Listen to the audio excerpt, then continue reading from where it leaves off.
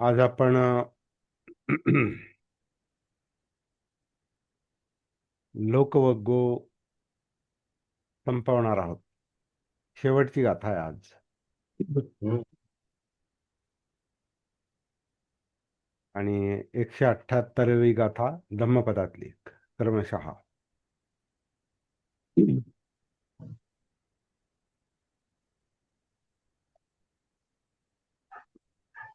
पथव्या एकरज्जेन सगस्स गमनेन वा सब्बलोकाधिपत्येन सोतापत्ती फलंवरं. फार इंटरेस्टिंग गाथा आहे आणि तात्विक आहे. तात्विक विषय आहे. यातला मुख्य मुद्दा जो आहे तो श्रोतापत्ती किंवा श्रोतापन्न हा मुख्य विषय आहे. आणि हा थोडासा व्यापक मोठा विषय आहे. याच्यावर आज आपण बघू किती न्याय देता येतो आज आपल्याला तो ते पाहूया.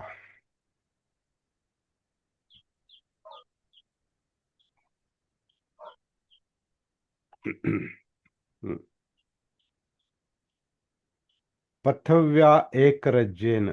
एक राज्य म्हणजे एक छत्री म्हणजे म्हणजे अख्ख्या पृथ्वीचं राज्य माझ्याकडे यावं अशी इच्छा. असे काही राजे होऊन गेले किंवा काही मानसिकता अशा असतात. उदाहरणार्थ गोऱ्या लोकांना म्हणजे ब्रिटिशांना सगळ्या जगावर राज्य करावं अशी एक महत्वाकांक्षा होती. आजही असेल, पण त्यावेळेला होती. आजही काही लोक तसा प्रयत्न करतायत. जगाचा गुरु होण्याचा प्रयत्न करतायत किंवा जगावर राज्य करण्याचा प्रयत्न करतायत. ही महत्वाकांक्षा ही एक चित्तावस्था आहे.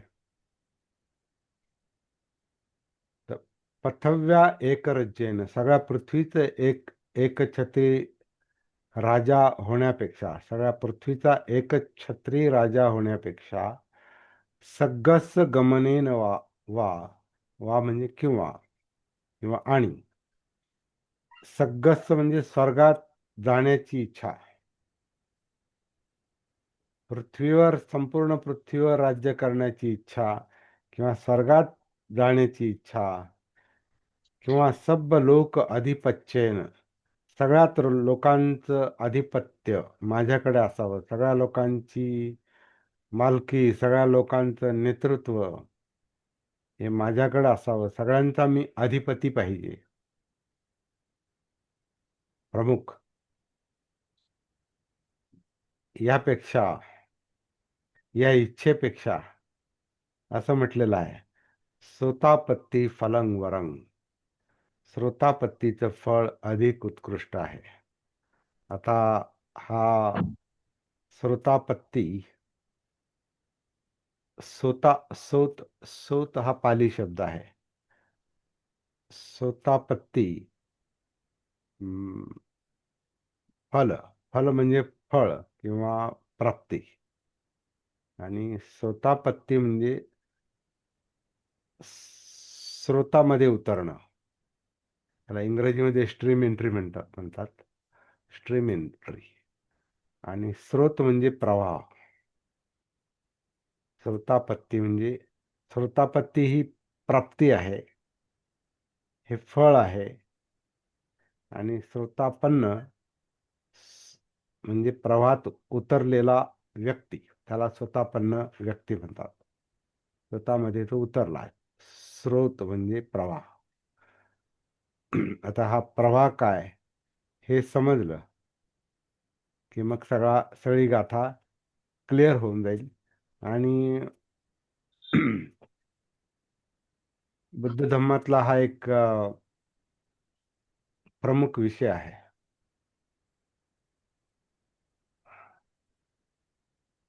श्रोतापन्न, सकृदागामी, अनागामी आणि अर्हत. काल थोडस धुळीमध्ये काम केल्यामुळं घशावर परिणाम झाला माझ्या. अं, श्रोतापन्न, सकृदागामी, अनागामी आणि अर्हत. आता अर्हत म्हणजे अं, बुद्धत्व प्राप्तीत आहे. अर्हत म्हणजे निर्वाण पद आहे. आणि अर्हत म्हणजे जीवनमुक्त अवस्था आहे. आणि जीवनमुक्त म्हणजे दुःखमुक्त अवस्था आहे. म्हणजे जीवनातल्या दुःखामध्ये तो अडकलेला नाही. जीवन जीवन जगतोय पण त्याच्यात अडकलेला नाही, त्याच्या दुःखात अडकलेला नाही. कारण जीवनाचं म्हणजे संस्कारांचं लक्षणच दुःख आहे. सभ्य संखारा दुःखाती म्हणजे सगळं जीवनाचं लक्षणच दुःख आहे. जन्म, जरा, व्याधी, मरण, प्रियांचा वियोग, अप्रियांचा संयोग, मनासारखं न होणं, हे जे लक्षण आहेत जीवनाची. त्यामुळे त्या जीवनातून आनंद मिळेल कायमचा, असं शक्यच नाही. आणि जीवन मुक्त म्हणजे जीवनाच्या आसक्तीतून मुक्त झाल्याशिवाय परिपूर्ण सुख पण नाही मिळत. कारण जीवनाची आसक्ती म्हणजे जीवनातलं जे दुःख आहे ते भोगणं आहे. पण जेव्हा अनासक्त अवस्था येते, म्हणजे जीवन समजून घेतलं जातं, जीवनाचं भान आलं, जीवनाची सती आली, की मग त्याचं स्वरूप समजतं. हे असंच आहे.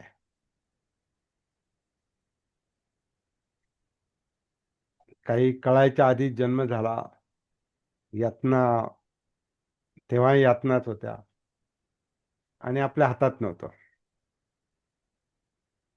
आणि ते झालं. म्हणजे जीवन हे तसं अनात्म म्हटलेलं आहे. हे सगळं जे घडतं आपल्याला आपल्याला कळायच्या आतच घडतं. आपण जन्म घेतो, काय कधी घेतो काहीच लक्षात येत नाही. झाल्यावर अनेक वर्षांनी कळतं आणि कधी कधी ते कळत नाही. अगदी मृत्यूपर्यंत जन्म म्हणजे काय कळत नाही, नाहीच कळत. आणि पिढ्यानपिढ्या अशाच जातात. जगाचं चक्र, भवचक्र हे असंच चाललंय. काही कळायच्यात अविद्येतच चाललेलं आहे, ते अज्ञानातच चाललेलं आहे.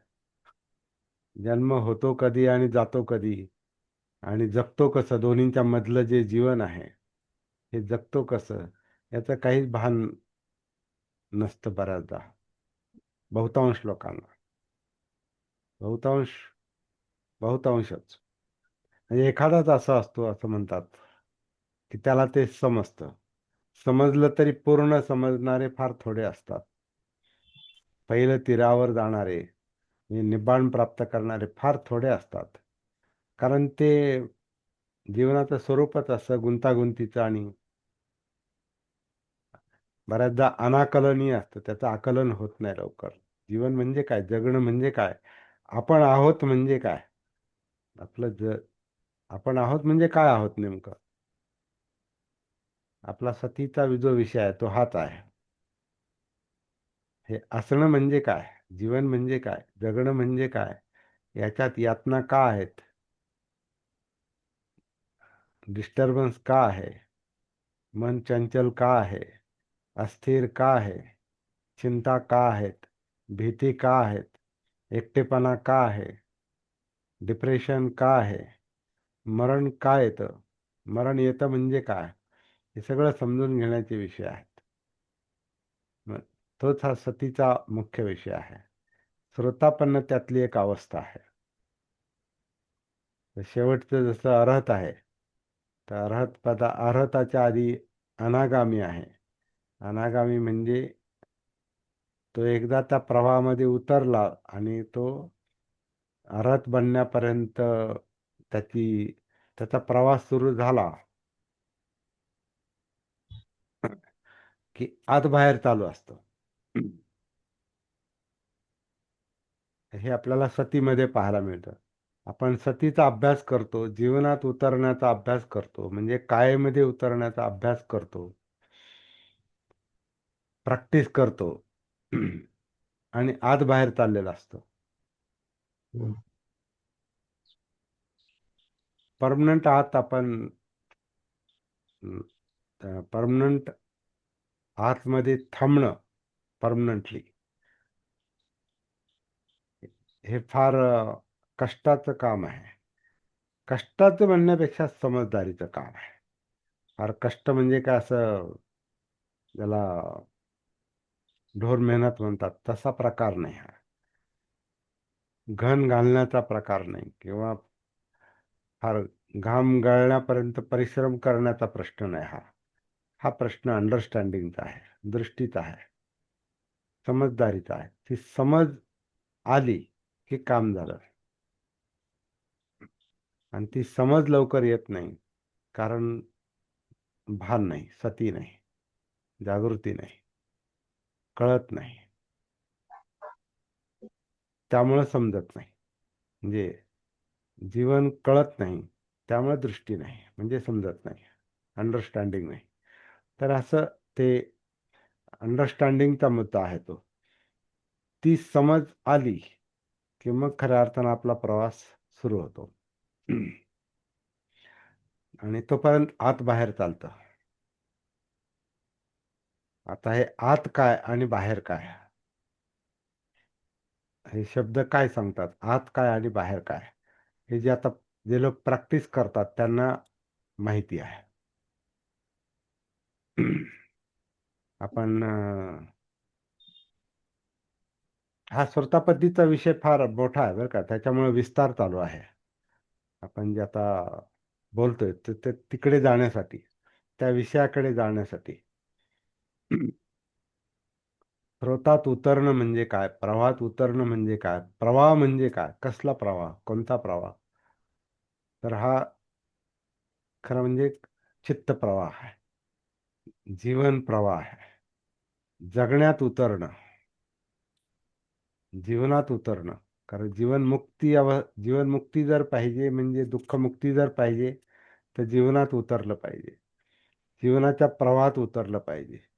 जीवन प्रवाह म्हणजे हे नामरूप आहे, म्हणजे बॉडी माइंड आहे, हे शरीर आहे, हे मन आहे, आणि मनाचा एक भाग चित्त आहे. एक मनाचं एक लक्षण भावना आहे, मनाचं दुसरं लक्षण विचार क्रिया आहे, त्याला आपण मनोधम्म म्हणतो. दुसरं लक्षण चित्त आहे, ज्याला आपण भावना म्हणतो, इमोशन्स.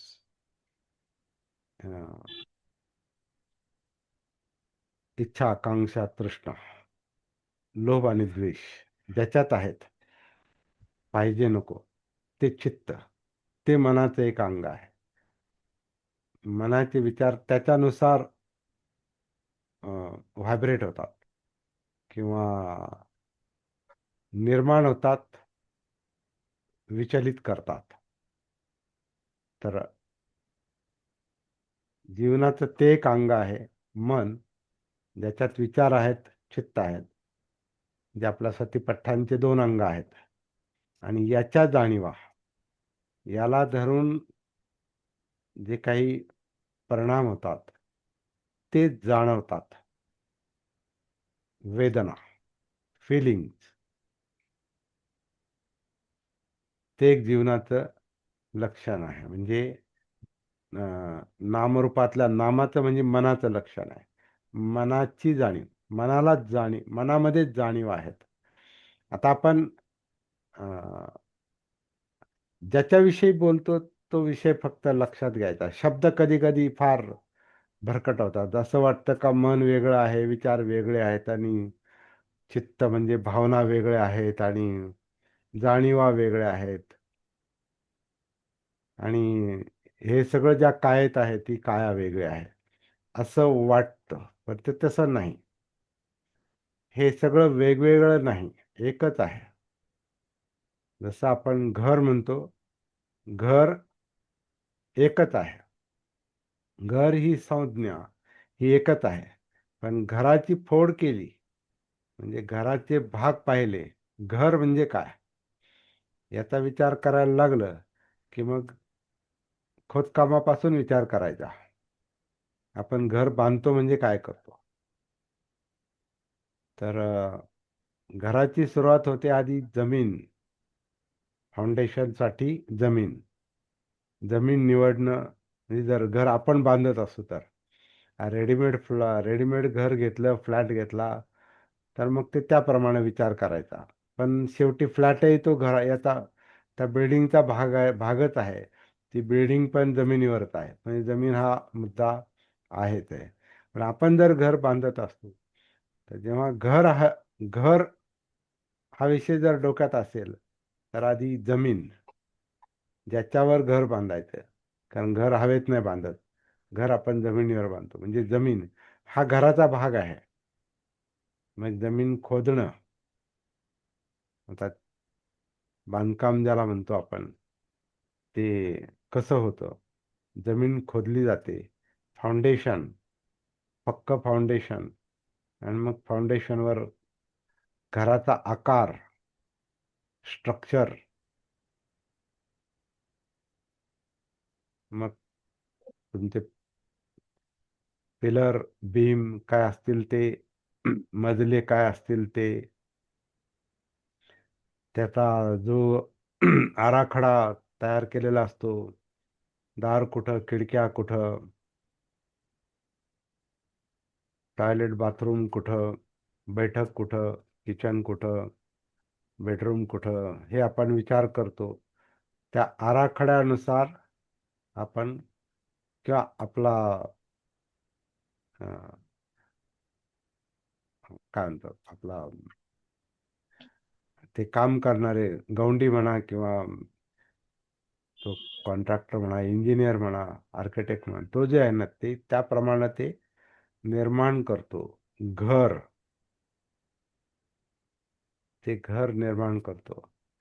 आणि मग त्याला भिंती वगैरे सगळं सगळं झाल्यानंतर त्याला आपण घर म्हणतो. म्हणजे घर एकच आहे, पण त्याचे अनेक अंग आहेत, अनेक भाग आहेत. तशी कोणती वस्तू जी आहे, कोणती वस्तू घ्या, त्याची फोड केली, त्याचे भाग केले, त्याचे विभाग पाहिले, का मग ती वस्तूचं नाव, ती वस्तूचं नावापुरतं ती वस्तू राहत नाही. कोणती वस्तू घ्या, काही हातात घ्या आणि काही पण पहा. समजा आता ही क्रीम आहे, तर हे कशी तयार झाली, तर त्याचे ते वेगवेगळे टप्पे आहेत. त्या टप्प्यानं ते काम करत करत ते तयार झालं. काया, शरीर, जीवन पण असंच आहे. याचे जे खंड केले, याचे भाग केले, तर मग नामरूप होतात. म्हणजे हे आकार, रूप म्हणजे आकार, फॉर्म. म्हणजे ज्याला आपण दिसणारं शरीर. पण ह्या दिसणाऱ्या शरीरामध्ये, ह्या रूपामध्ये, रूप म्हणजे फक्त सौंदर्याचं रूप नाही, कुरूप स्वरूपता, तो रूप. इथं रूप म्हणजे आकार, फॉर्म, म्हणजे सगळं शरीर, पूर्ण शरीर. तर ह्या आकारधारी शरीरामध्ये जो जिवंतपणा आहे, कारण हे शरीर जिवंत आहे, त्याच्यातला जो जिवंतपणा आहे, त्याला मन म्हणता येईल. कॉन्शियसनेस. त्याचे मग भाग पडतात: वेदना, चित्त, विचार प्रक्रिया. आणि मग त्याच बॉडीला, त्या रूपाला इंद्रिय पण जोडलेले आहेत. ते इंद्रियांचं मिळूनच ते रूप आहे. रूप म्हटल्यावर इंद्रिय आलेच, कारण त्या इंद्रियांमुळेच रूप आहे ते. किंवा रूपालाच इंद्रिय जोडले जातात. किंवा त्याच्यातून ज्यांना हे माहिती आहे की गर्भाशयात वाढ कशी होते, नसेल ते इंटरनेटवर शोधून पाहिलं तर लक्षात येतं की वाढ कशी होते. अं, अगदी सुरुवातीपासून अभ्यास करायचा असेल तर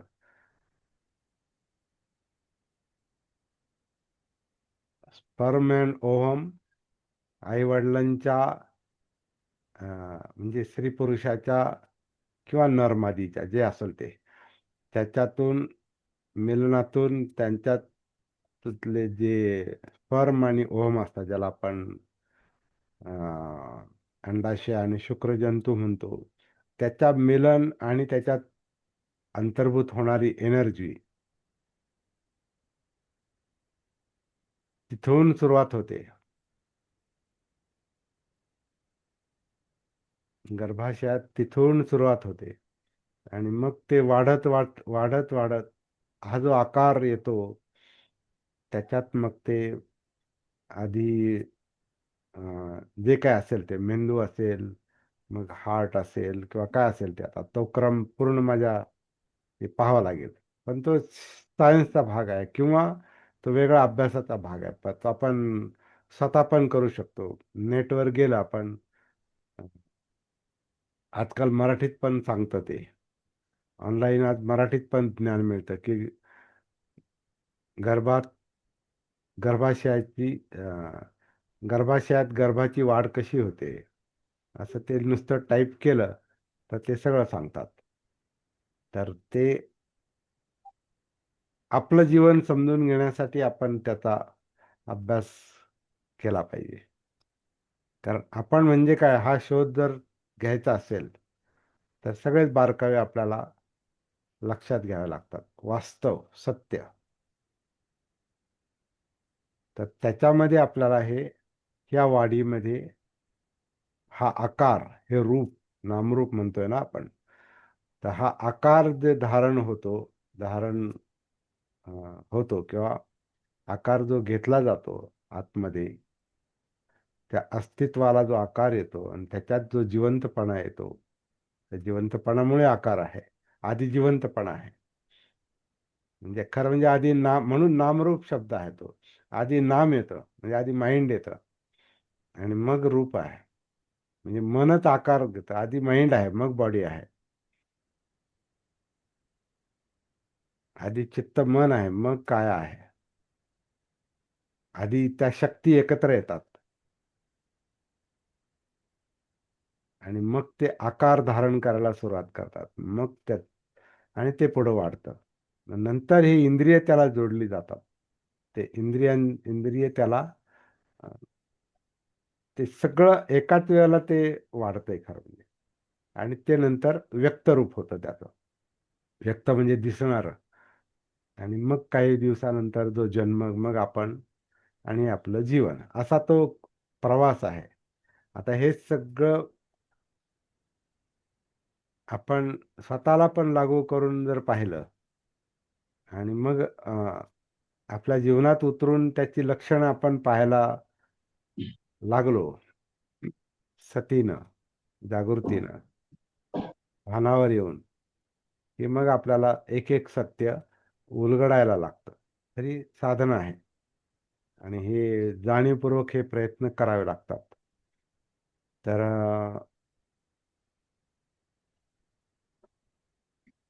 ज्याला श्रोतापन्न म्हटलेलं आहे, ते ह्या नामरूपाच्या प्रवाहामध्ये उतरणं आहे.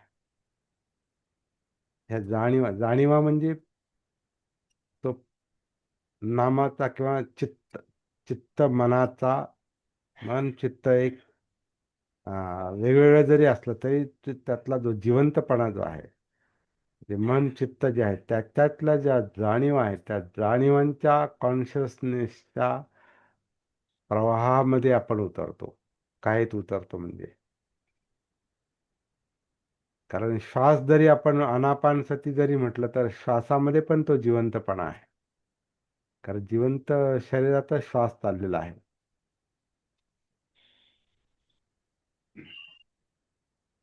जेव्हा आन असतं तेव्हा आन, अपान असतं तेव्हा अपान, या क्षणामध्ये, वर्तमानामध्ये, तर आपण त्या जिवंतपणाच्या संपर्कात जातो.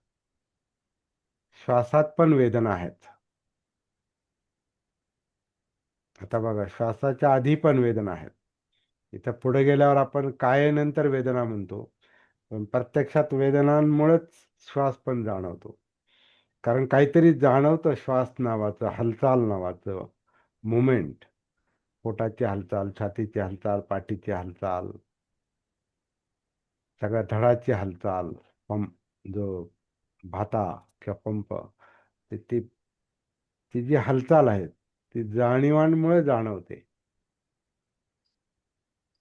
जाणीवांची सती आल्यामुळे जाणवते, भान आल्यामुळे ते जाणवतं. तर तो जिवंतपणा आहे. मग आपण श्वासात उतरतो, मग कायेत उतरतो, मग आपण पुढे प्रवास करतो. आपण येत्या रविवारी काही गोष्टी अं, तसा तसा तसा एक काय म्हणतात,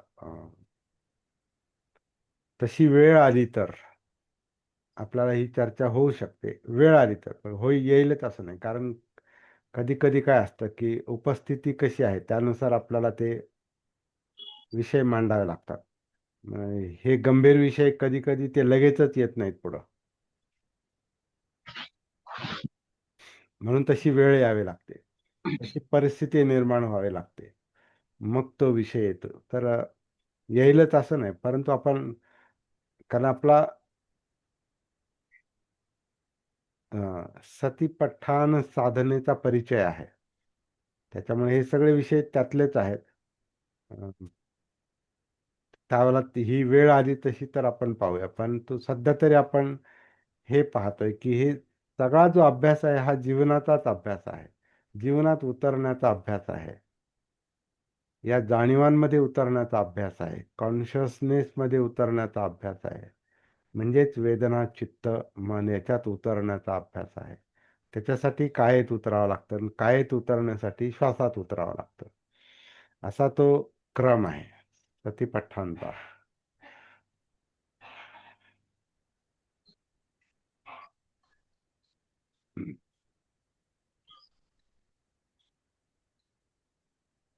याच्यात उतरणं सोपं नाही, हे आपण पाहतो. म्हणजे प्रॅक्टिस करतात त्यांच्या लक्षात येतं, तिथं आपलं आतबाहेर चाललेलं असतं.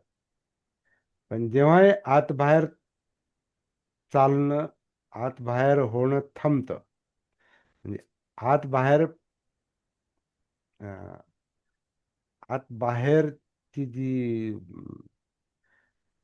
पळापळ असते, ही जेव्हा थांबते, तेव्हा त्याचा अर्थ असा की आपण या जीवन प्रवाहामध्ये आता परमनंटली उतरलो, या स्रोतामध्ये उतरलो, या प्रवाहामध्ये उतरलो, या चित्त गतीमध्ये उतरलो, या मनोगतीमध्ये उतरलो, मनोधम्मांमध्ये उतरलो. त्याच्यात उतरण्यासाठी आधी आपण आपल्या जाणीवांमध्ये उतरलो, जाणीवांमध्ये उतरण्यासाठी आधी आपण कायेमध्ये उतरलो, कायेत उतरण्यासाठी आपण श्वासामध्ये उतरलो. आणि आता जे हे उतरणं आहे, ह्या प्रवाहात उतरणं जे आहे हे जिथं परमनंट झालेलं आहे, आधी उतरणं झालं पाहिजे. आधी कनेक्टिव्हिटी म्हणतो ना आपण, सावधानता, म्हणजे ते सगळंच भान, त्याचं भान आलं पाहिजे टोटल. तर ते उतरणं जेव्हा पूर्ण होतं, स्रोतापन्न, आपन्न म्हणजे त्याच्यात उतरणं, प्रवाहात उतरणं, स्रोतामध्ये उतरणं, हे जेव्हा पूर्ण होतं तेव्हा ही स्वतापत्ती अवस्था येते.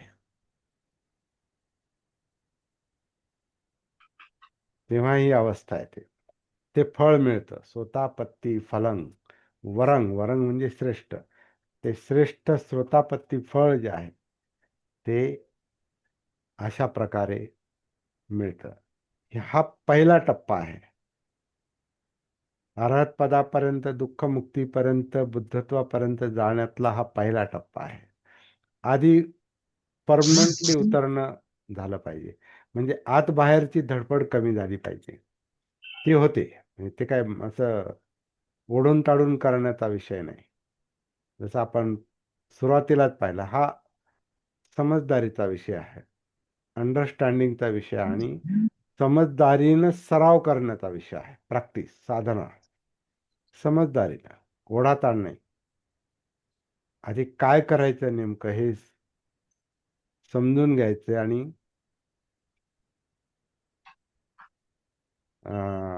ते समजून घेण्यामध्ये जे अडथळे येतात,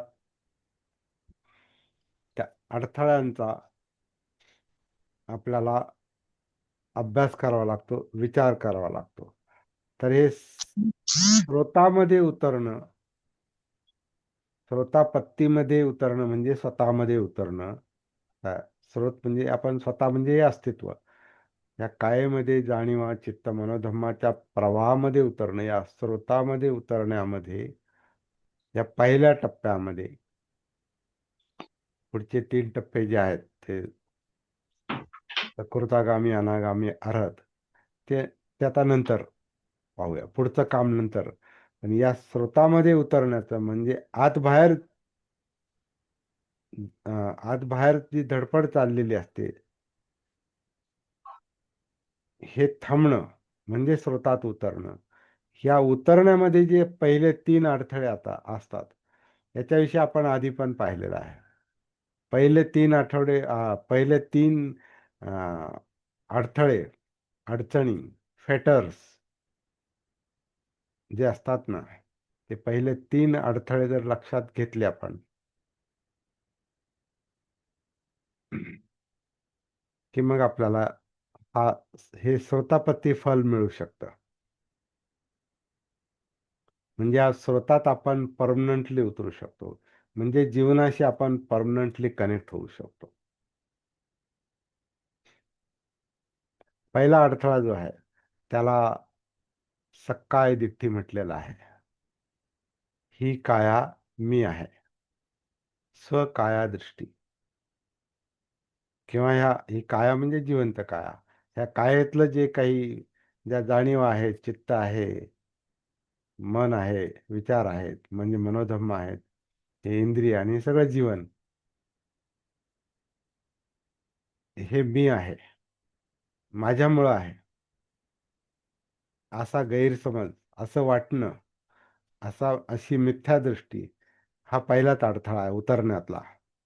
म्हणून उतरणं मी करील आणि मी असं करील आणि तसं करील, असा जोपर्यंत विचार आहे तोपर्यंत ते काम होत नाही. तर ह्या कामाची सुरुवात तेव्हाच होते जेव्हा आपण जसं आहे तसं पाहतो. यथाभूत ज्ञानदर्शन असं त्याला शब्द आहे.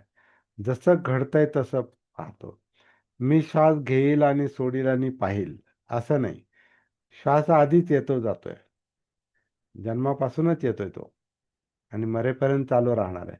त्यामुळे मी घेतो आणि मी सोडतो, असा गैरसमज जो असतो माणसाचा, त्यात आपण मी घेणं, मी मुद्दाम सोडणं, हे प्रकार आपण करू शकतो. जसं आता प्राणायामात चालतात, किंवा आपण मुद्दाम, आपल्याला डॉक्टरांनी सांगितलं हा मोठा श्वास घ्या, आपली छाती किंवा पाठ तपासताना ते स्टेथोस्कोप जे लावतात, हा मोठा श्वास घ्या, सोडा. मग तिथं आपण मुद्दाम मी म्हणून आपण तो श्वास घेतो, सोडतो. परंतु ते काम बंद झाल्यावर श्वास बंद होत नाही ना.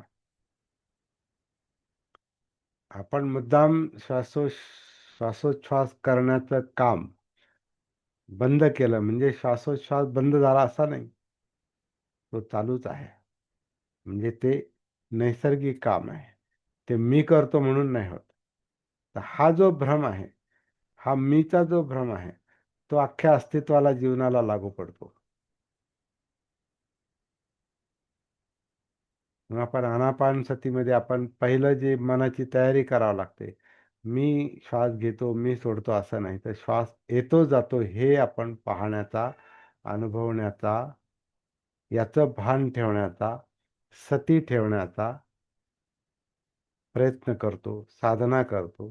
त्याला आपण आनापानसती म्हणतो. तर पहिला जो अडथळा आहे, तो आधी मी पासून स्वतःला मुक्त करावं लागतं, आणि ही सगळ्यात मोठा अडथळा आहे. कारण आपण सगळ्याच गोष्टी, जन्मापासून सगळ्याच गोष्टी मीला धरूनच करतो. सगळ्या आपल्या इच्छा, आकांक्षा, तृष्णा जी आहे, ते सगळं मीला धरून चाललेलं असतं. अं, इच्छाशक्ती म्हणजे आपण नाही, ती पण नैसर्गिकच आहे. इच्छाशक्तीमुळं मी आहे असा भास निर्माण होतो. परंतु तसं नाही. मी जरी म्हटलो की नाही मला तसं करायचं नाही, तरी ते तसं होतं. इच्छाशक्ती बदलल्यावर प्रवाह बदलतात आणि इच्छाशक्ती ह्या जागृतीनं बदलतात. तर ह्या काही ज्या अनाकलनीय गोष्टी आहेत पहिल्या सुरुवातीच्या, या लक्षात येईपर्यंत आपल्याला उतरता येत नाही, म्हणजे आत बाहेर चाललेलं असतं. आत बाहेर का चाललेलं असतं? तर आपण म्हणतो नाही, मी असं करील, मी तसं करील, मी असं पाहिल, मी तसं करेल. हे मुद्दाम नाही करत आपण. मनोवस्थाच तशा आहेत, चित्तच तसं आहे, त्याची धावपळच चाललेली आहे. त्यातल्या इच्छा, आकांक्षा, तृष्णा, पाहिजे, नको, असं तसं, हे जे आहे, ही सवय लागलेली आहे, ही हॅबिट झालेली आहे. तो तिसरा अडथळा जो आहे, पहिला अडथळा हा मीच आहे. तिसरा अडथळा जो आहे तो त्या हॅबिटचा आहे. त्याला शीलवरच परामर्श असं म्हटलेलं आहे. याच्यावर डिटेल अभ्यास आपण नंतर करूया. हे फक्त आधी हे अडथळे लक्षात घेण्यासाठी ही काय मानसिकता आहे, ही मीची मानसिकता काय आहे, मीचा भ्रम जो आहे, हा निघण्यासाठी आपल्याला काय केलं पाहिजे, कसा अभ्यास केला पाहिजे आणि कशी साधना केली पाहिजे, हे समजून घ्यायला आणि ती प्रॅक्टिस करायला थोडा वेळ जातो. म्हणून हा पहिला अडथळा जास्त अवघड आहे. तिसरा जो अडथळा आहे, की जी हॅबिट आहे, ती हॅबिट जी बनलेली असते मीपणामुळं, सवयी ज्या बनलेल्या असतात सत्काय दृष्टीमुळं, त्या सवयी हा पण एक अडथळा आहे. म्हणून त्या सवयीनुसार आपण काय म्हणतो, मी असं करेल, म्हणजे श्वास किंवा काया किंवा चित्त वेदना जे काही आहे, मन धम्म, मनोधम्म, हे जसे आहे तसे आपल्याला पाहता येत नाही. तर आपण म्हणतो मी असं पाहिलं आणि मी तसं पाहिलं. मग त्याच्यासाठी मी असा अभ्यास करेल आणि तसा अभ्यास करेल. अभ्यास करायला हरकत नाही, पण पाहणं अभ्यासावर नाही चालत. पाहणे पाहण्यावरच चालतं. थेट अनुभवण्यावर चालतं. Direct experience. डायरेक्ट उतरा आणि डायरेक्ट पहा. त्याला कोणता बाकीचा अभ्यास, आता हे सुद्धा आपण अभ्यास करतो. हे अभ्यासाचा प्रॅक्टिसमध्ये काहीच ते आणायचेच नाही ते विषय. थेट पाहायचं. डायरेक्ट उतरा. डायरेक्ट आनापानसतीबद्दल काय ऐकलं ते नाही लक्षात घ्यायचं. आन चालू आहे, अपान चालू आहे वर्तमानामध्ये.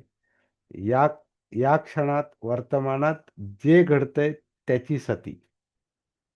अभ्यास काही करायचा, अभ्यासाला मध्ये आणायचंच नाही. आणि याला इन्स्ट्रक्शनची पण गरज नाही. कुणीतरी सांगेल आणि मग आपण करू. तर आपण मग ते ते ध्यान जे आहे, ते त्यानुसार आपण करायचा प्रयत्न करतो. तिथं आपला मी काय म्हणतो, हां, मी मी मी असं ऐकलंय, आता मी तसं करील. म्हणजे जसं घडतंय तसं नाही कर, तसं नाही पाहत. सांगितल्याप्रमाणे सांगकाम्यासारखं आपण ते करतो. सांगकाम्याचं काम नाही हे. हे जसं घडतंय तसं वास्तव, सत्य त्याला म्हणतात. जे जे आधीच अस्तित्वात आहे.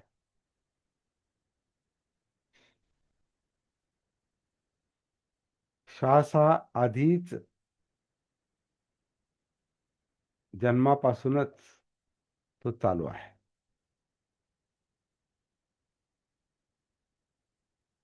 तो जसा आहे तसा पाहणं म्हणजे मीच्या बंधनातून बाहेर येण्यासारखं आहे. वेदना जाणीवा काया जशी आहे तसं पाहणं म्हणजे मीच्या बंधनातून बाहेर येण्यासारखं आहे. सत्काय दृष्टीच्या बंधनातून बाहेर येण्यासारखं आहे. सवयीच्या बंधनातून शील व्रत परामर्श म्हणजे मी असं करेल आणि मी तसं करेल.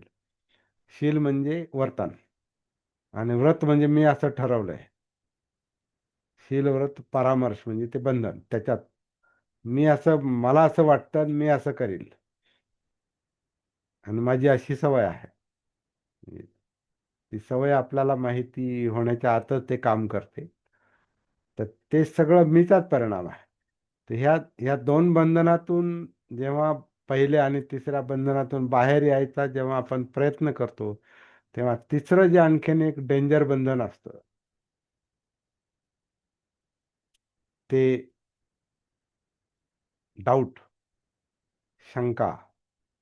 मीला धक्का बसला, मीपणाला, अहंकाराला धक्का बसला, की डाऊट म्हणतो नाही नाही ते तसं नाही करायचं. मी म्हणतो ना ते तसं करायचं. मला जे माहिती आहे ते तसं करायचं. तुम्ही सांगताय तसं मी नाही करणार. मला जे वाटतं म्हणजे मीला धरून जेव्हा आपण काम करत असतो आणि त्याला कोणीतरी धक्का देतं किंवा आपण जेव्हा आपण आता असं म्हणतो की मीचं अस्तित्वच नाही, तर मग अहंकार, तो विचिकिच्छा, डाऊट, काय असं कसं? मी आहेच आहे ना, हे दिसतंय ना हे सगळं. पण ही धारणा आहे. ही धारणा कशामुळे? ती अविद्येतून निर्माण होते, अज्ञानातून निर्माण होते, सती भान नसल्यामुळे निर्माण होते. आणि भान आलं किती कमी होते, सती आली किती कमी होते. पण तोपर्यंत तो जो डाऊट आहे, तो तो डाऊट काय करतो? आहे तसंच टिकून ठेवायचा आणि धरून ठेवायचा प्रयत्न करतो. म्हणजे हे असं असं आहे, मी असा असा आहे, माझी अशी अशी सवय आहे आणि मी असं असं करत आलेलो आहे आणि ते मी बदलणार नाही, त्याच्यातून बाहेर पडणार नाही. हा जो थोडासा मनाचा, चित्ताचा जो, सवयींचा जो रांगडेपणा आहे, कठोरपणा आहे, घट्टपणा आहे, रिजिडिटी, सवय म्हणजे रिजिडिटी, तसंच असंच असंच करेन मी. कारण मी असंच ऐकलेलं आहे आणि मी असंच वाचलेलं आहे आणि मला हे असं माहिती आहे आणि मला हे असं कळतं. त्याच्यामुळे ती जी रिजिडिटी येते, तो जो घट्टपणा येतो, तो जो ताठरपणा येतो, त्याला कोणी हलवलं, त्याला कोणी आव्हान दिलं, त्याला कोणी चॅलेंज केलं, की मेंदू म्हणतो नाही नाही असं कसं, मग आपलं काय होईल? तर हे मार आहे. याला मार पण म्हटलेला आहे, की तो मार जो आहे तो मारतो, मार खात राहतो, पण तो बदल करत नाही लवकर. तर आपली लाईफस्टाईल जी असते ना, ही अशा प्रकारची असते, जगणं आपलं अशा प्रकारचं असतं. आणि त्याच्यामुळं हे आत बाहेर चाललेलं असतं. प्रॅक्टिस आपली जागृतीची, सतीची प्रॅक्टिस आत बाहेर का चाललेली असते? कारण ही जी गुंतागुंतीची जी मानसिकता आहे, सत्काय दृष्टी, विचिकिच्छा म्हणजे डाऊट, आणि शीलव्रत परामर्श म्हणजे आपलं वर्तन, ठराविक वर्तन. शील म्हणजे वर्तन, व्रत म्हणजे मी असं करायचं ठरवलेलं आहे, मी असं ठरवलेलं आहे, याच्या बाहेर मी जाणार नाही, मी कोणाचं ऐकणार नाही, कारण सवय कोणाचं ऐकत नाही. ही जी तीन बंधनं आहेत, ही तीन बंधनं सती जागृतीच्या प्रभावाखाली आली, भान आलं, की मग ह्याच्यामध्ये बदल सुरू होतो. आणि मग ह्या तीन बंधनांचं जे प्रेशर आहे, टेन्शन आहे, जो दबाव आहे, तो हळूहळू कमी होत जातो. आणि तो सगळा अविद्येचा दबाव आहे, तो अज्ञानाचा दबाव आहे. ती सती भान जागृती नसल्यामुळे तो दबाव आहे. कारण त्याला ते कळत नाही. कारण हे सगळं अज्ञानातून, अविद्येतून आलंय, म्हणजे मला कळायच्या आधीच सगळं घडलंय. म्हणजे आपल्याला आता हा मला म्हणजे पर्सनल मी नाही. समज आपल्या अंडरस्टँडिंगला, आपल्या दृष्टीला, आपल्या जागृतीला ते कळायच्या आधीच सगळे प्रॉब्लेम आपल्याबरोबरच आलेले आहेत जन्माबरोबर.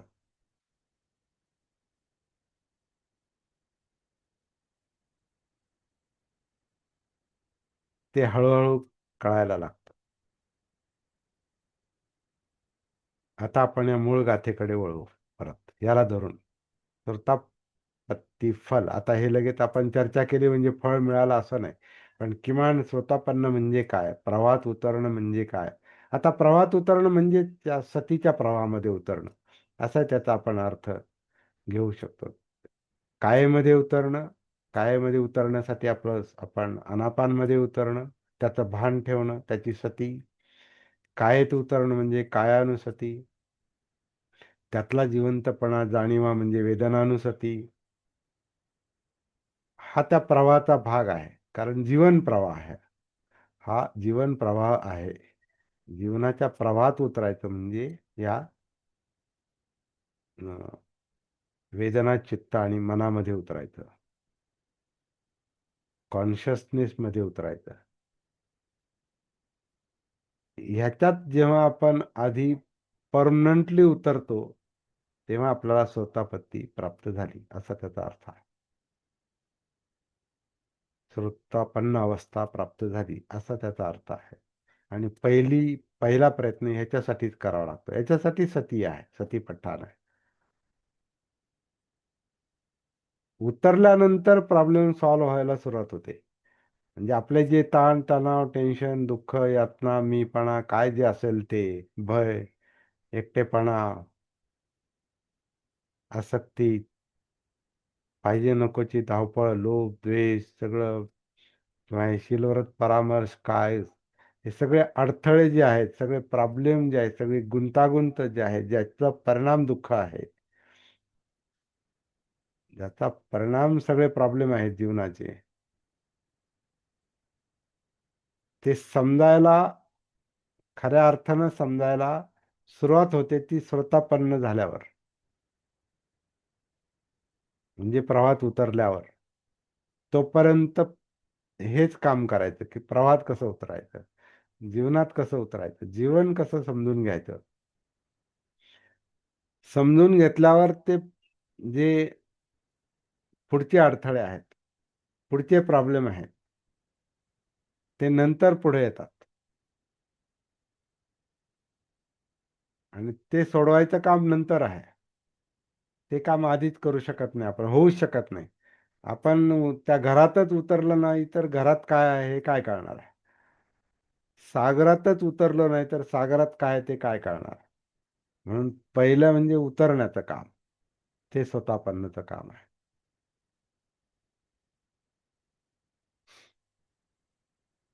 तर बुद्धांनी फार मोठी तुलना केलेली आहे. हे काम सगळ्यात अवघड आहे. तुम्ही जगावर राज्य करण्याचा विचार केला तर तुम्ही करूही शकता. तेवढी तुमची क्षमता असेल, तेवढे तुमच्याकडे साधनं असेल, तुमची इच्छाशक्ती आणि साधनं आणि परिस्थिती, तरी पण ते कोणाला शक्य झालं नाही. असं कोणीच नाही की ज्याने सगळ्या पृथ्वीवर एकट्याच माणसानं राज्य केलंय. असं इच्छा इच्छा बाळगलेल्या आहेत, पण तसं झालेलं नाही. आता आपल्याला, आता सम्राट अशोक, त्याला पण सम्राट होण्याची इच्छा असेल, जगावर राज्य करण्याची इच्छा असेल, म्हणून तर सम्राट. किंवा अलेक्झांडर, त्याला ती इच्छा होती.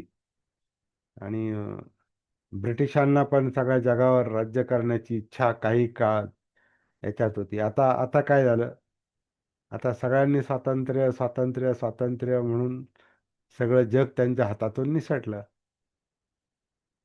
संपलं.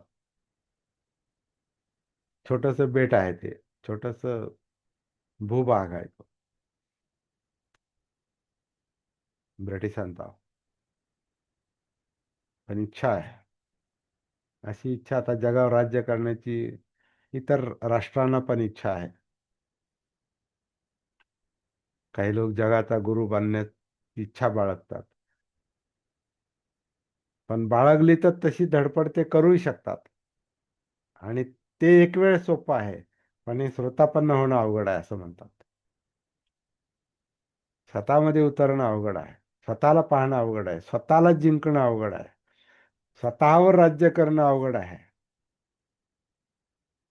स्व कळणंच अवघड आहे, मी कळणंच अवघड आहे. मीवर पण राज्य करू शकत नाही, अशक्य आहे ते. कारण हे अनात्मा आहे, हे आपल्या हातात नाही. हे निसर्ग आहे. निसर्ग समजून घेण्याचं हे काम आहे. पण इथं अशी तुलना केलेली आहे की हे काम सगळ्यात अवघड आहे. अं, स्वतःमध्ये उतरणं, स्रोतामध्ये उतरणं. पृथ्वीवर एक क्षत्रिय राज्य करण्याची इच्छा बाळगण्यापेक्षा, किंवा स्वर्गाचं सुख, आता स्वर्ग हा काल्पनिक स्वर्ग आहे. स्वर्ग आणि नरक हे दोन भाग अध्यात्मामध्ये मानलेले आहेत का. इथं दुःख आहे तर मग तिकडं स्वर्गामध्ये सुख असेल. आता तिकडं कुठं, हे मनाने निर्माण केलेला स्वर्ग आहे.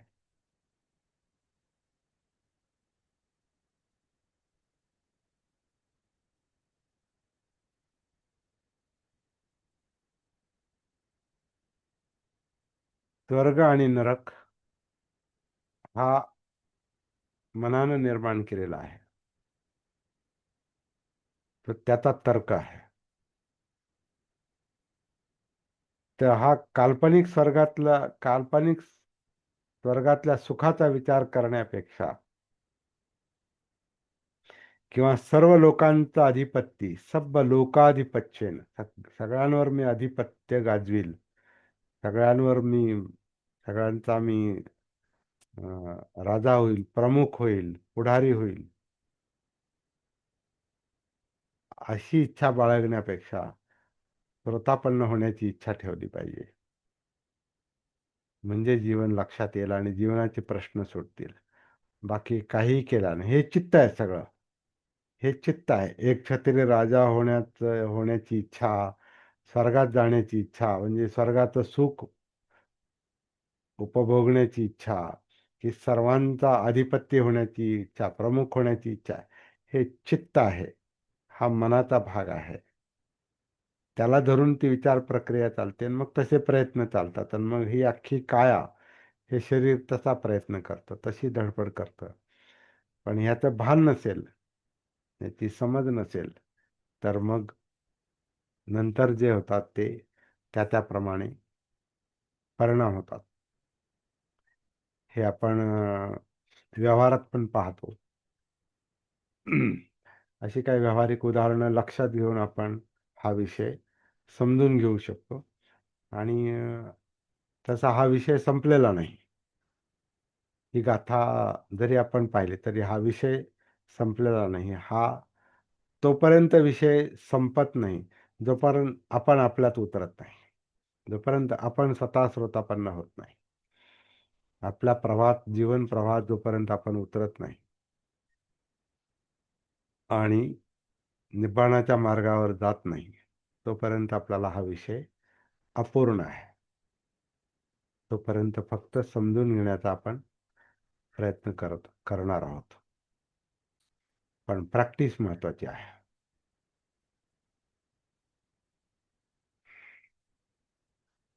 बोला कसबे सर, बोला. आजचं सेशन फारच चांगलं झालं सर. हा. प्रॅक्टिसमध्ये प्रॅक्टिस मधले ज्या बाबी आहेत त्या आज लक्षात यायला लागल्या. हा,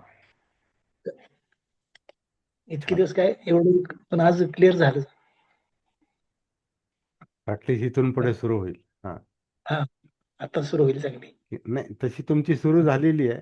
पण थोडी थोडी क्लॅरिटी येत जाते.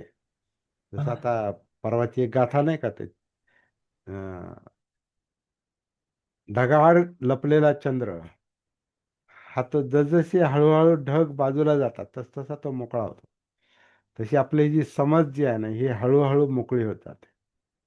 समज आपल्यातच आहे, पण ह्या ज्या बाकीच्या गोष्टींमध्ये जे मन अडकलेलं आहे, चित्त अडकलेलं आहे, आपल्या ज्या भावना आहेत, आपली जी विचार प्रक्रिया आहे, आपल्या ज्या सवयी आहेत, आपला जो पहिला मी आहे, आपले जे डाऊट्स आहे, डाऊटफुल नेचर जे आहे, आपल्या ज्या सवयी आहेत, हे ढग आहेत, हे अडथळे. मग त्याच्यानंतर पुढे मग कामछंद आहे, आणखीन व्यापाद म्हणजे द्वेष आहे.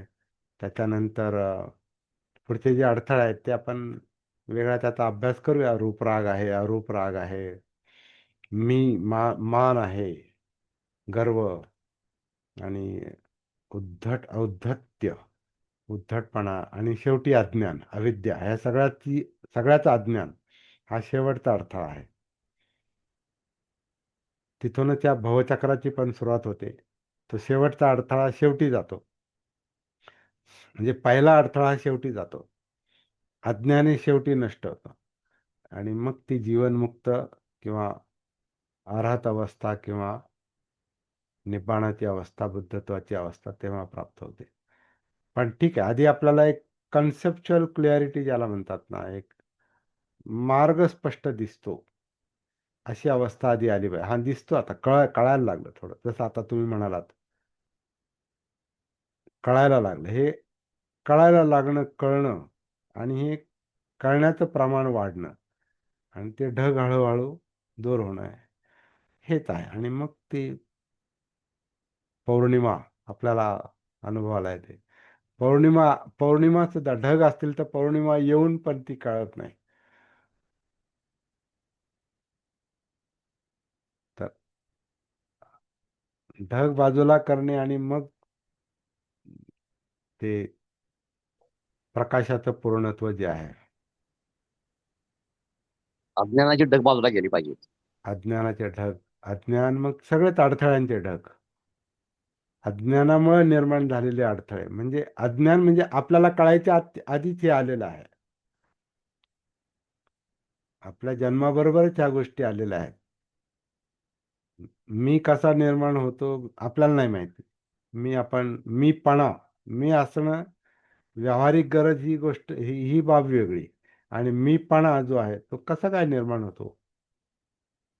आपण अहंकाराच्या बंधनात त्रास त्रास होऊन पण कसं काय अडकतो आपण त्याच्यामध्ये, हे लवकर लक्षात येत नाही.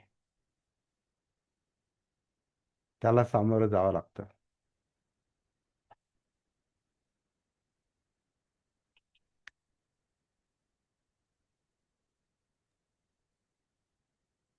हा, मीपणा जागृत असणं हे पण महत्वाचं आहे, पण मीपणा सोडून देणं पण तितकंच गरजेचं आहे. मीपणा सोडण्याची सकाळी तुम्हाला मी जे 2-3 व्हिडिओ पाठवले ना, ते AI ने तयार केलेले व्हिडिओ आहेत. ते हो हो. ऑडिओ ऑडिओ जे पाठवले मी, त्याच्यावर एक कॉमेंट आली एकाची, का मी मी माझे पण प्रयत्न चालू आहेत मीपणा सोडण्याचे, अहंकार सोडण्याचे. मी प्रयत्न करतो तसा. आणि त्याने धन्यवाद दिले आणि असं पुढं म्हटलं की हे माझे प्रयत्न चालू आहेत अहंकार कमी करण्याचे, मीपणा कमी करण्याचे. पण मी म्हणतो, त्याला मी उत्तर दिलं, तसं काहीच करण्याची गरज नाही. याचा अर्थ काय? सरावाने आपोआप सुटते ते. हा, सरावामुळे आपोआप कमी होते. बरोबर. कशाचा सराव? सती सती, जागृती. जागृती. त्याच्यात काय कळेल? काय कळेल म्हणजे मीपणा, अहंकार कमी होईल. चला थोडी चर्चा करू आपण, म्हणजे त्याच्यात उत्तर तुम्हाला सापडेल. ते उत्तर म्हणजे उत्तर कळेल, ते समजेलच असं नाही, पण कळेल किमान. जीवन हा, जीवन कळतं म्हणजे. पण जीवन कळाल्यावर मीपणा कसा कमी होईल, अहंकार कसा कमी होईल?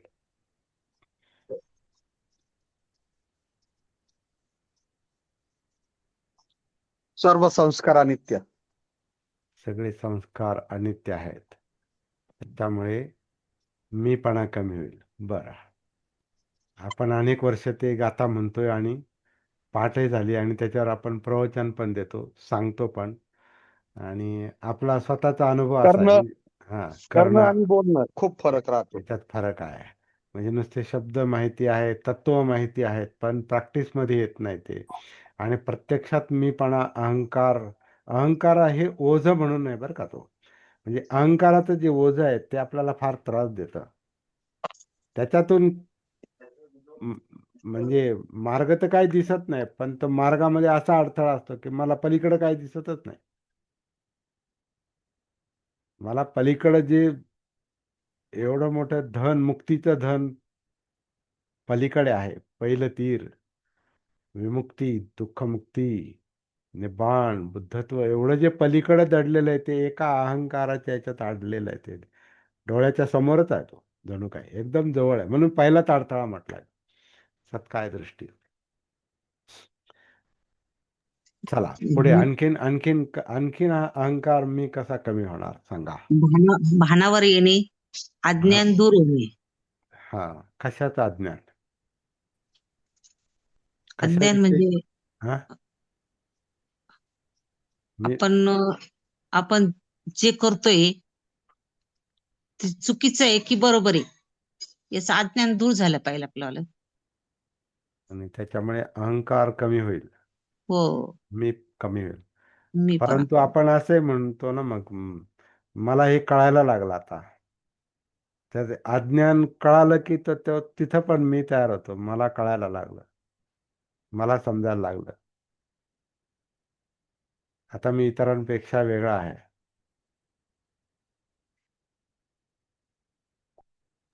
समज आली पाहिजे. समज. हा, कशाची समज आली पाहिजे? म्हणजे मीपणा, अहंकार कमी होईल. तुमच्याकडूनच उत्तर काढून घेतो मी आता. हे मी उत्तर त्या ह्याच्यात कॉमेंट म्हणून माझा भाचाच आहे तो तो कमिशनर आहे, तो सेल टॅक्स कमिशनर आहे. तर तो मला म्हणतो की मी अहंकार कमी करण्याचा प्रयत्न करतोय.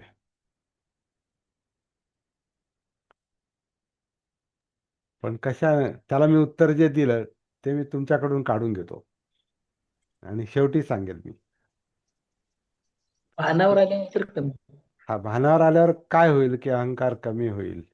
भानावर आल्यामुळं असं काय कळेल, असं काय दिसेल की मीपणा आणि अहंकार कमी होईल, सत्काय दृष्टी कमी होईल. पुन्हा प्रश्न असा आहे की भानावर यायचं म्हणजे नेमकं काय? नेमकं हा नाही, मग आता तो सतीचा विषय तोच चाललाय आपला. दिवसे अनेक वर्ष जो चाललाय, भानावर येणं म्हणजे काय. आता अनित्य. हा, अनित्य समजलं अनित्य. का? अनित्य समजल्यावर आता बाबूजींनी तोच मुद्दा मांडला, किंवा अजून कोण म्हटलं, सभ्य संखार अनिच्छाती. अनित्य अनित्य समजल्यावर मीपणा, अहंकार कमी होईल. बरं, ते आपण गृहीत धरू, ते उत्तर बरोबर आहे. तरी पण आणखीन वेगळं उत्तर आहे त्याला. अनिल बोला.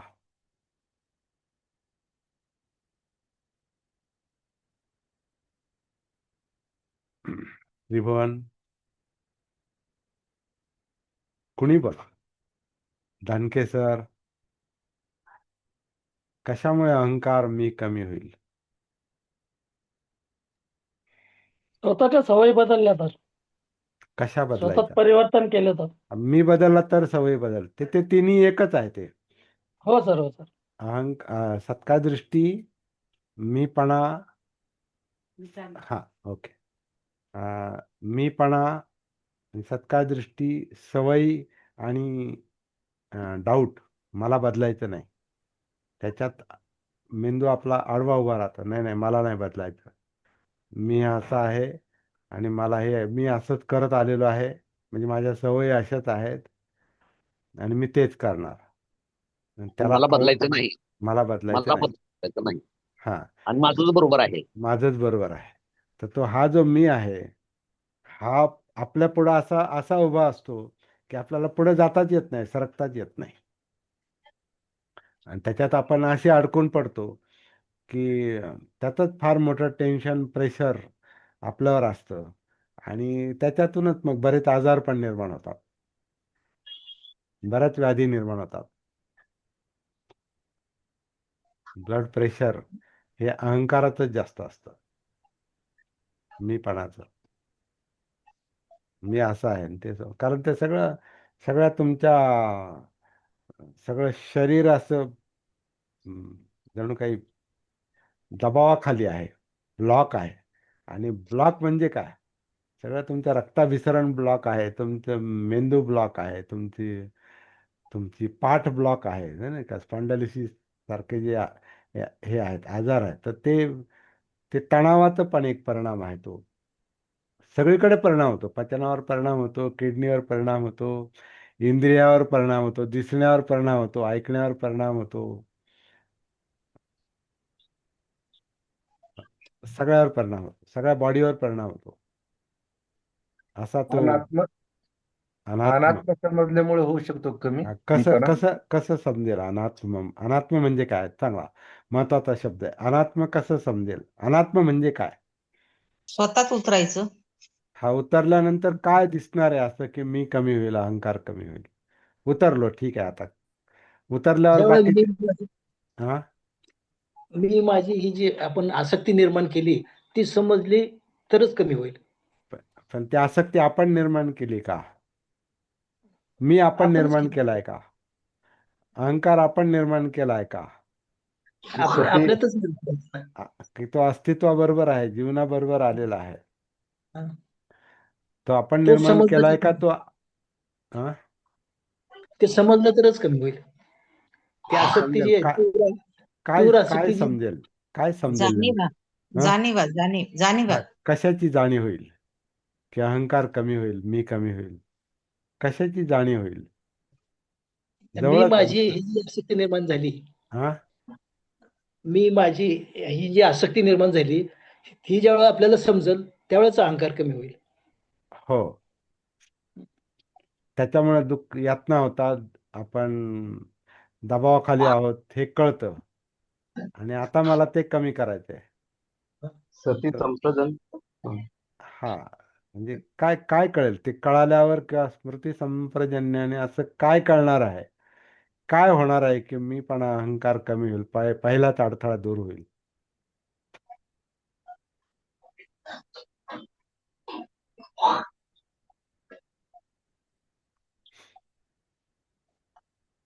सत्य तर हा सत्य बाहेर येणार. काय काय सत्य बाहेर येईल? काय सत्य कळेल की मी पण अहंकार कमी होईल?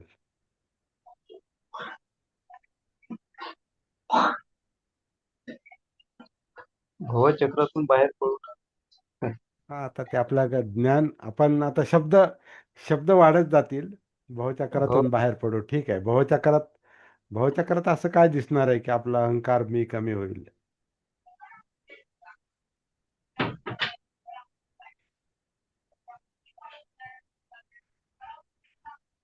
मी उत्तर दिलं त्या ह्याच्यावर, व्हॉट्सअपवर. हं. अहंकार मीपणा कसा कमी होईल हे लक्षात आल्यावर तो कमी होतो का मी नावाची गोष्टच अस्तित्वात नाही.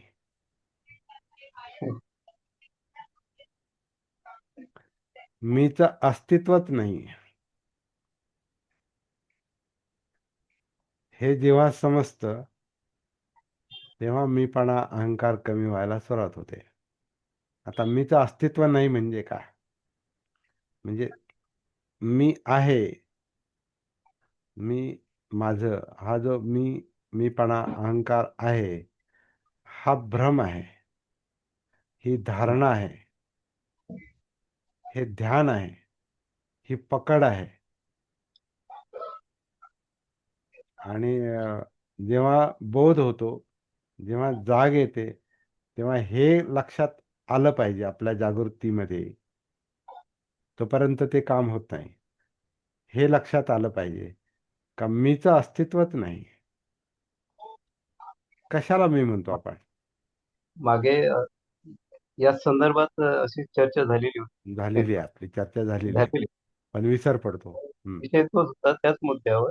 हा आणि तिथेच सगळं आपलं हे हा उलगडलं. हा मीच हा नको. हा हा मी आहे कुठे? हा तर कशाला मी म्हणतो आपण? आणि आपण एक साध्या साध्या गोष्टी आपण थोड्या प्रॅक्टिसमध्ये घेतो का मी श्वास घेत नाही, मी सोडत नाही. तर असं असं आपण म्हणतो, पण तरी पण ते मी घेतो, मी सोडतो, ही सवय जात नाही, सत्काय दृष्टी जात नाही, हे शिलोरच परामर्श जात नाही, ही हॅबिट जात नाही. कारण तो परत तो अहंकार मी म्हणतो. असं कसं मी घेत नाही, मग कोण घेतो? त्याला दुसरं एक उत्तर अध्यात्मवाल्यांनी शोधलंय. हे सब ऊपर वाले का काम है.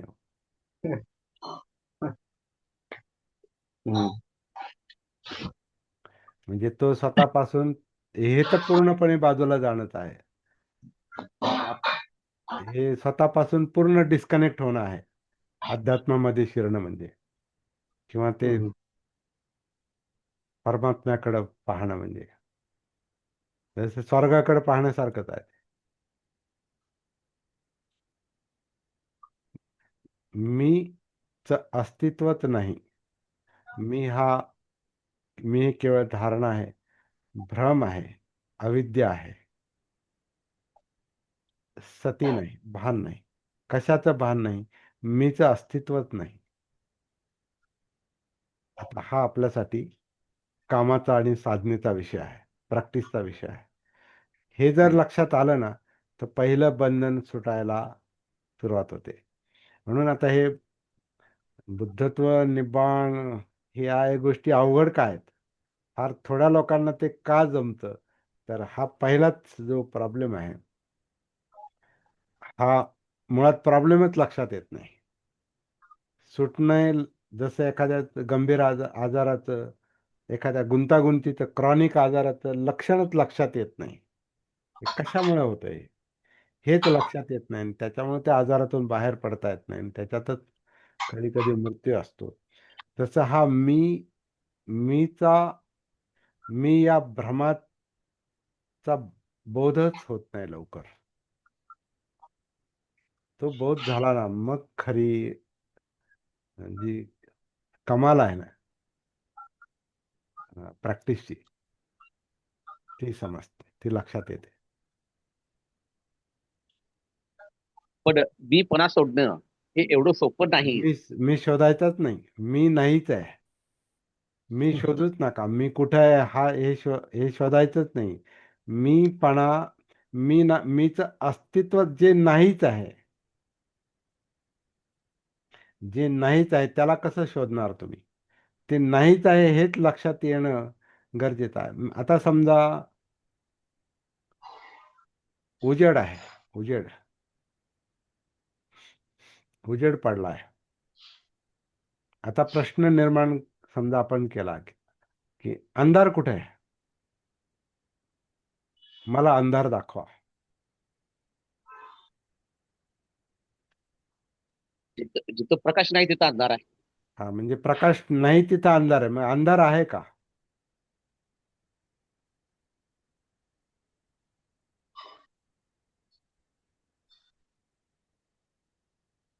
अंधार आपल्याला नाही, प्रकाश नाही हे अंधाराचं कारण आहे. पण जिथं आपल्याला पुढचं काय दिसू शकत नाही म्हणजे तो अंधारच आहे. मग तो विचाराचा असो नाहीतर हो. वास्तवाचा असो. हो, पण मी आता म्हणतोय की मला तुम्ही अंधार दाखवा, जिथं पुढचं काही दिसत नाही, तो अंधार मला दाखवा. किंवा स्वतःला विचारा, अंधार कुठे आहे?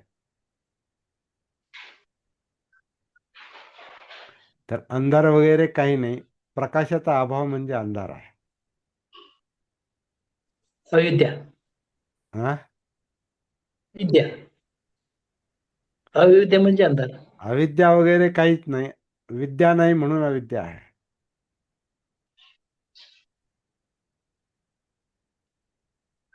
अज्ञान आहे, अज्ञान वगैरे काही नाही. ज्ञान होत नाही तोपर्यंत अज्ञान आहे. अंधार वगैरे काहीच नाही, जोपर्यंत प्रकाश नाही तोपर्यंत ते अंधार आहे. आणि अंधारात असल्यावर अंधार आहे हे कळतच नाही. कशाला अंधार म्हणतात हे अंधारात कळत नाही, हे प्रकाशात आल्यावर कळत. अंधाराचा बोध हा प्रकाशात होतो, अंधारात नाही कळत अंधार. कारण तिथं तो अंधार आहे याचा प्रकाशच डोक्यात पडत नाही.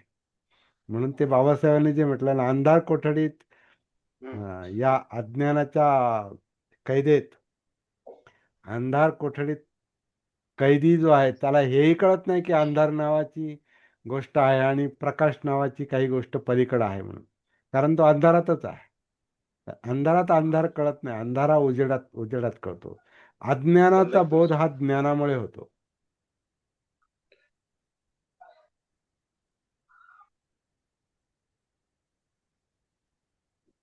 तर मी हे अज्ञानच आहे हे कळालं की मीच अस्तित्व संपतं. जसं आंधळ्याला वाटतं, आंधळा असतो त्याला अंधारच वाटतो नेहमीच. त्याला डोळेच नाही ना, त्यामुळे त्याला दिसणं काय आहे त्याला माहीतच नाही. प्रकाश काय माहितीच नाही. माहीतच नाही त्याला. तरी पण तो अहंकारी असू शकतो. काही आंधळे खूप अहंकारी असतात. पण संत वाङ्मयामध्ये एक गुलाबराव महाराज म्हणून एक आंधळे अशी नजर नसलेले संत होते. हा आणि अतिशय चांगल्या पद्धतीने त्यांनी विचारांची त्यांनी देणगी दिली, अभंग लिहिलेले आहेत. नजरेनं जरी अंधार असला तरी विचारांमध्ये त्यांच्या प्रकाश होता. दुःखमुक्ती मिळाली त्यांना, बुद्ध झाले. नाही नाही, ते नाही. पण विचाराची दिशा मात्र त्याने दिलेली आहे. ज्या काही गोष्टी चुकीच्या आहेत त्या कशा चुकीच्या आहेत ते हो. लोकांनी त्यांनी अभंगातून सांगितले लोकांना. सांगितलं. पण ते स्वतः बुद्ध झाले, मुक्त झाले. नाही नाही, तसं नाही ते. हा म्हणजे काही गोष्टी कळतात, काही गोष्टी काही माणसांना कळतात.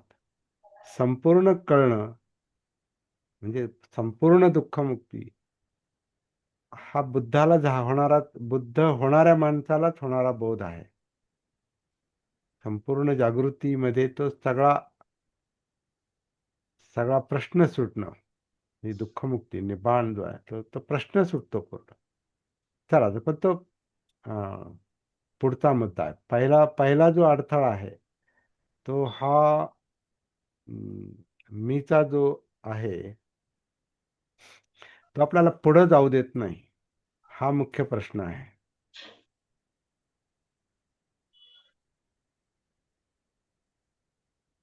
आणि मी हा अज्ञानाच्या अंधकारातून निर्माण झालेला हा मानसिक अस्तित्व आहे. ते माइंड आहे, ते जे सतीमध्ये नाही, जे भानावर नाही.